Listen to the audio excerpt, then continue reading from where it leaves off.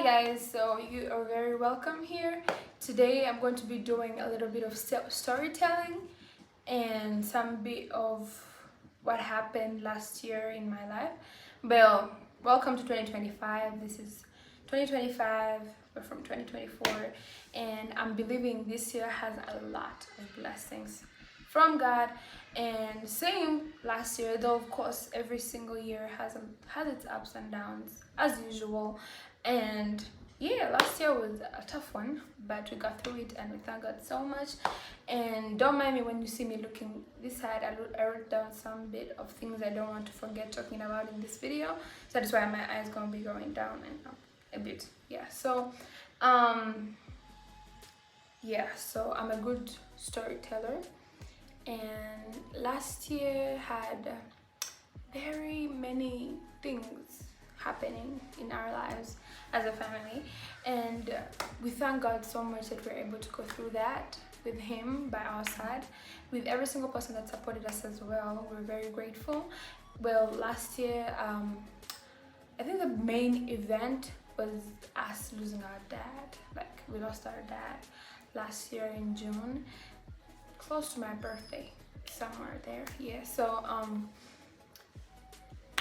We lost our dad, changed course of career, and yeah, basically that. And I want to be doing a bit of storytelling for my dad's bit of the year. Last year, we lost our dad, and it was due to a car accident, and he hit his head on the road. Yeah, he hit his head on the road, and then the skull broke and pressure built up, and then he was brain dead basically. So when he brain dead, so his lower body was functioning, but then he was just not. They called it the vegetable state. Okay, enough of that. So after the aftermath, all that stuff, and I was at school when that happened, so I was called back home. And at first, honestly speaking, it was I was in a paper. I was supposed to be in an exam. I was in a biology paper, and I was called out. I was called administration. I went, and then my uncle had to pick me up. Me and my sister were in the same school, boarding school. So we got picked up and we were taken home, but they didn't tell us the reason as to why we were leaving school, So we get in the car, and I ask, where are we going? They just say that we are going to be back to school soon, and we just have to finish up some things. And then I was like, okay, fine. But then in my heart, I just know something's wrong, something happened. And honestly speaking, I knew the moment they just set off, because when you leave school you have to sign somewhere, but we did not sign anywhere. We just put us in the car, and then waited for Rena to get here, and then we got in the car, asking people in the car what is going on, where we're going, and they tell us that we're going home. But actually they didn't even tell us we're going home. They just said that we're going somewhere to finish up some stuff. So Rena gets in the car, and then we head out of school. And then when we head out of school, the Askari asks where Askari is, Askari, whatever. So he asks where you're going, and then my uncle gets out of the car and tells him whatever. I don't know what they talked about, and then we just had to leave. And then we were on our way, and then we got I heard him talking on the phone, and he's like, well, we do not know yet, but I just knew somebody died. I don't know why. Okay, I did know, a gut feeling. I had a gut feeling that somebody died, but I didn't know who it was. But I just knew one of my parents had died. In my gut, I didn't know who it was, and I was just praying to God. I'm like, God, please let it not be my mom. Let it not be my mom. And I'm like, well, whatever God brings is what is happening on the table. And then Rana, on the other hand, was staying calm, nothing had happened at all. So he comes, and then Rona, I tap Rona, I'm like, Rona, what's happening, what's going on? And she just says, just stay calm, nothing's gonna happen, way back, like something like totawaza baby, you know, think positive. And then I sit in the car, my mind is rushing. Like I know I'm thinking one or the other. Someone died. This one, it must be this one. Maybe this one. I don't want to think. Why would this one come as well? You know how you can have a lot of thoughts in your head and you don't know what to put in words. So I just looked at her and then she just goes to sleep. She actually slept in this. Like the ride was around 40 minutes or an hour. That is the worst 41 hour minutes of my life. It's like you do not know what's going on, but you know something bad has happened, but you don't know what's going on. I just got to stay calm. I can't ask questions because I don't know, they're going to tell me wrong answers. And then we get to the path that we're going back home. When you're almost like, our home is like gonna stop, so we're around here and then the home is here. So they tell us, they stop the car and then they say, you know what, we're sorry, but we could not tell you this from school, so that's why we decided to just take you away and wait for when you're out of school. Well, daddy had an accident. I say okay, and then where is he? He's in the hospital. Okay, so what? And then he keeps quiet, and then the wife says that you're not telling the kids, you tell them what happened. So they tell us that my dad is dead. Someone, they're like, dad is dead. I'm like, okay. We stay calm. We reach home. I just, when you come to the gate and the gate is like wide open, that is a first, number one. And people were all gathered there and getting inside the gate, and then people looking at us and like, oh my god, this is so young, da, da, da.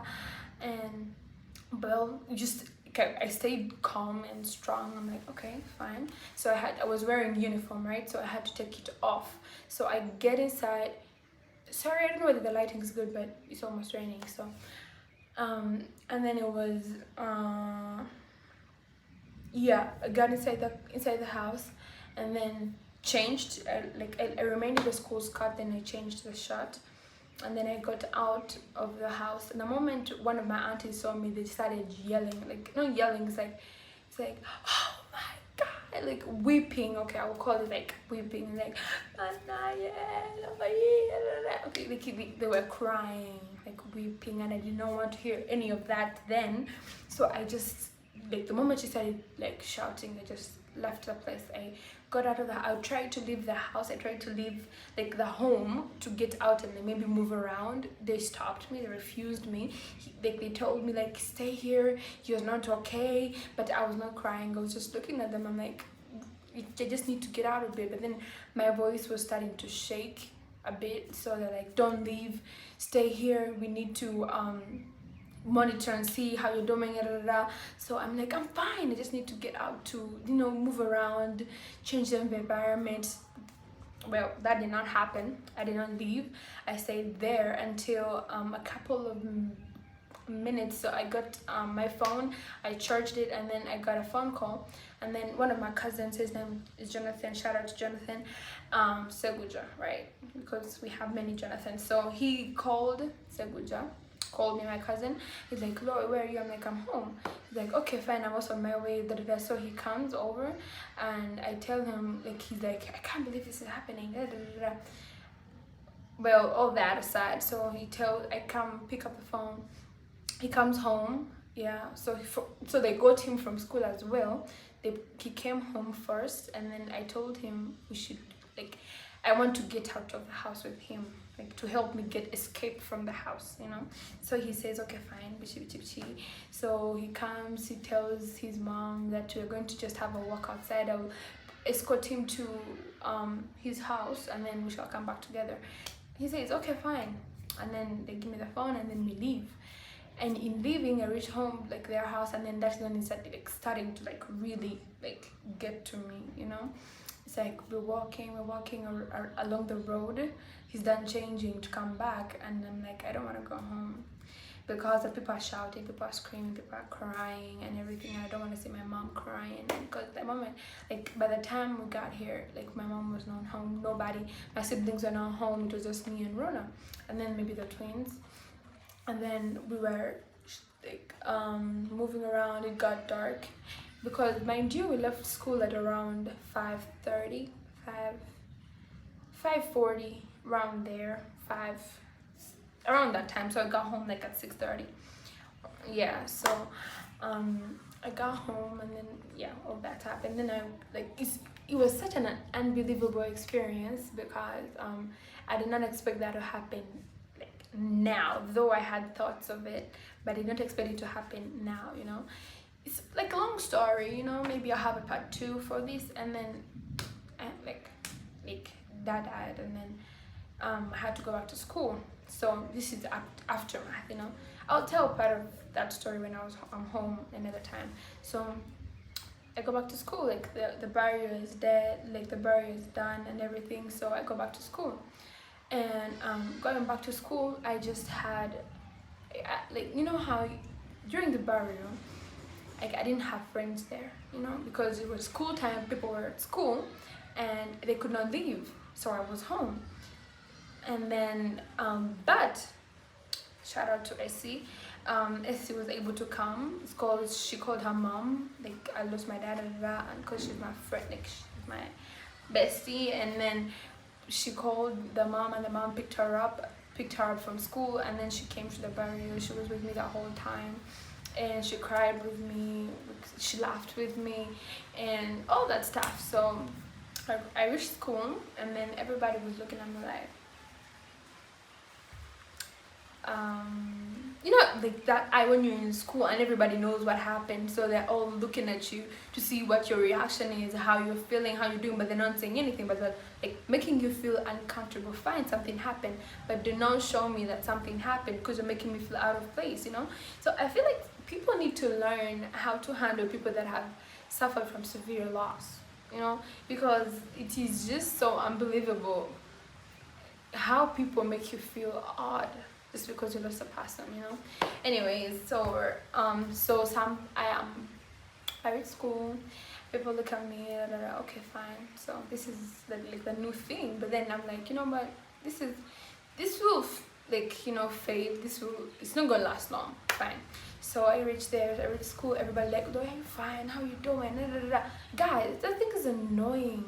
When you're like, okay, fine, I will tell you like I'm fine, but then if you keep on saying it over and over and over again, it's going to become irritating to my ears to hear, you know. I'm fine, like this happened.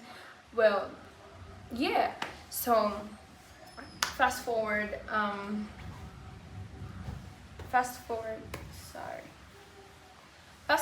I just get to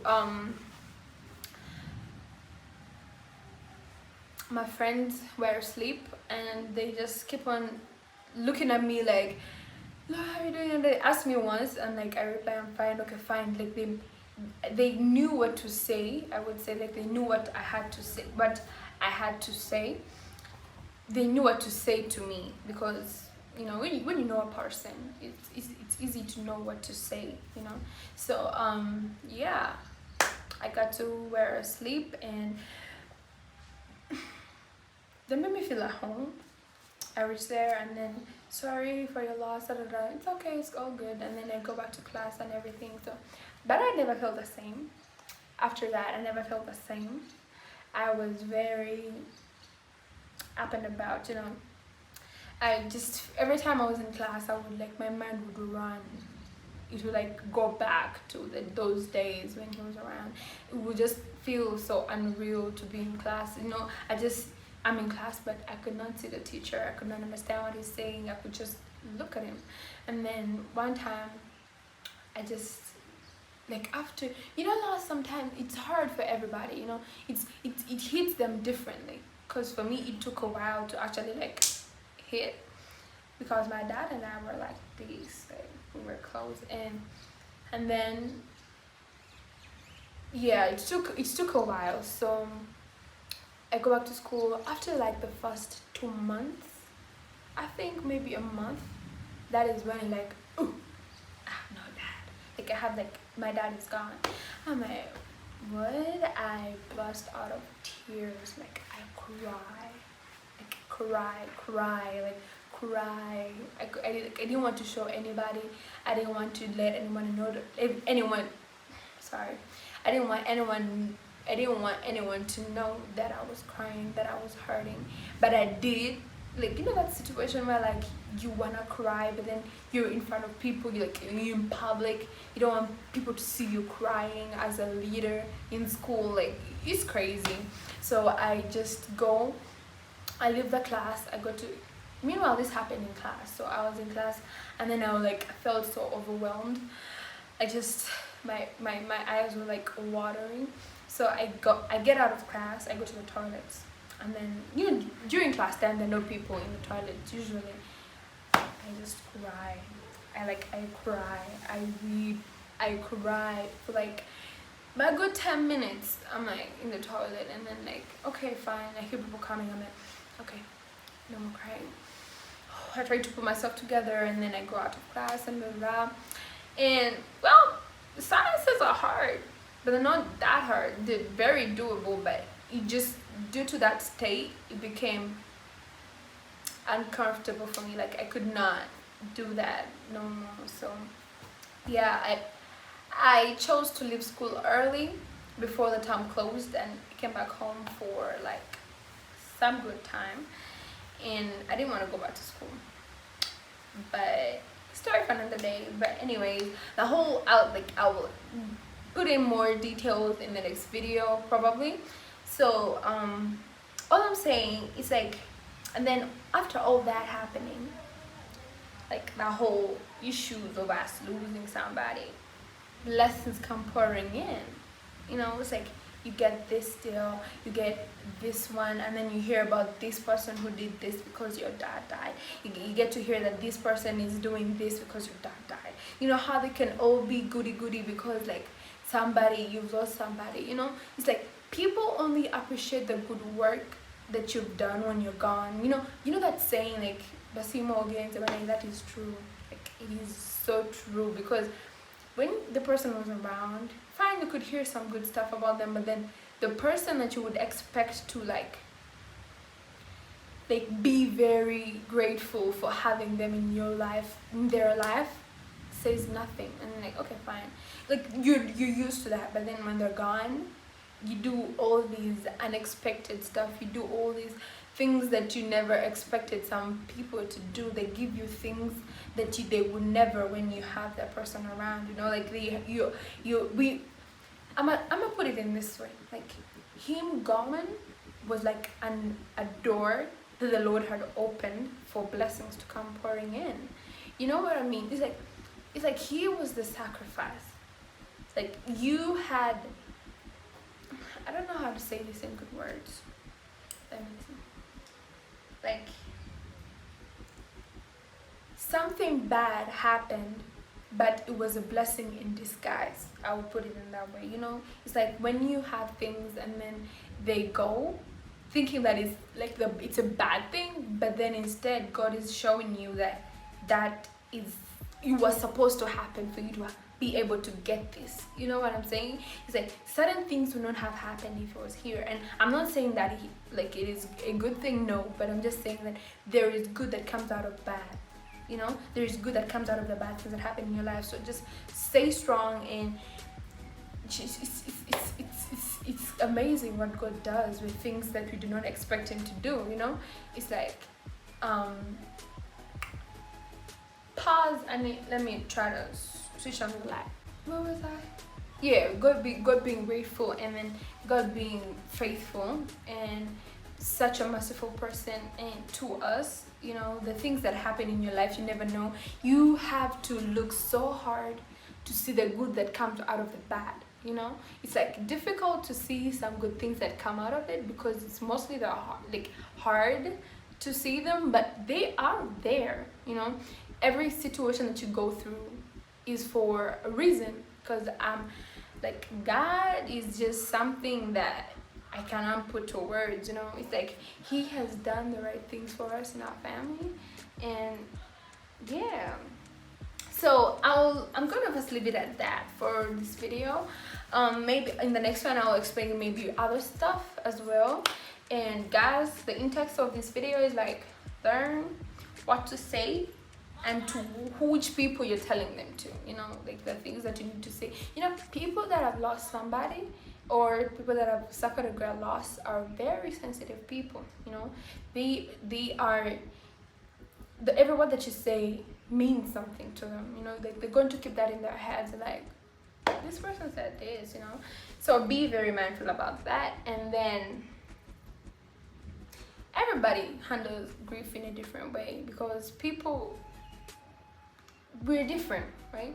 Because for me, ways of how I got to a point whereby I can talk about it and not like weep and not cry is like sharing, because right now I'm sharing, and I'm able to do that because I shared it when I was like, fresh, you know, like people, somebody who's next to me, like my friend, and all that stuff. Like I could share with them how I feel and what is going on, and it just made me feel better. I would put it in that sense. It's like, it's good to share the things that you feel are going to be like a burden in the future. I'll put it in that way. So like, if you feel something is burdening you and you can't do it on your own, it's okay to me, because we're different. Because me, it helped me overcome like some very disturbing things in my life, and I'm very grateful for having had such people in my life. Yeah, so thank you so much for listening, and we shall be back here for a part 2.